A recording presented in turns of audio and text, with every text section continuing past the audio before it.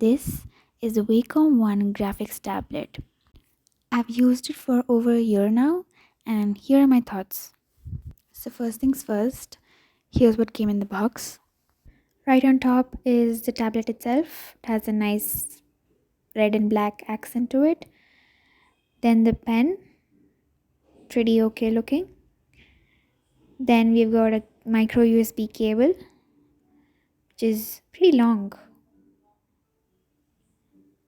And then we've got a bunch of manuals. The top one reads how to actually set up the driver and install the software.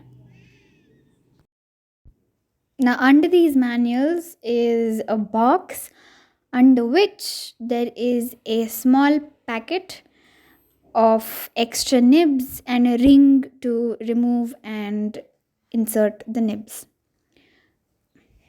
The pen comes pre-installed with a nib, and in the cover you get 3 extra ones. So totally you have 4. And now for my experience with it. So before you can plug in and start using the tablet, you have to download the required driver, which is given in the manual as I mentioned before. After downloading and installing the required software, you can go ahead and plug in the tablet into your laptop or tab, whatever you're using. Even your phone is compatible. But the one thing which is a little annoying, I would say, is the length of the cable, because it's pretty long, and if you're using a laptop, it almost always gets in the way of you writing or drawing or whatever it is you're using your tablet for. You can see a tiny light on the tablet which indicates it's ready to use and it's plugged in properly. There is a part of the software that allows you to map the button settings on the pen to specific software.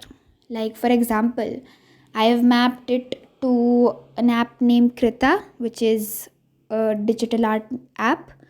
I also, in the video, you can see I'm gonna map it to Adobe's software called Fresco.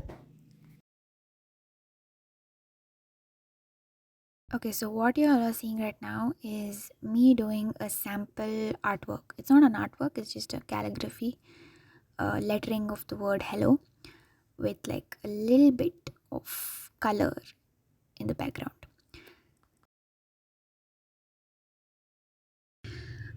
But every artwork requires a lot of strokes which go across the board and like continuous strokes.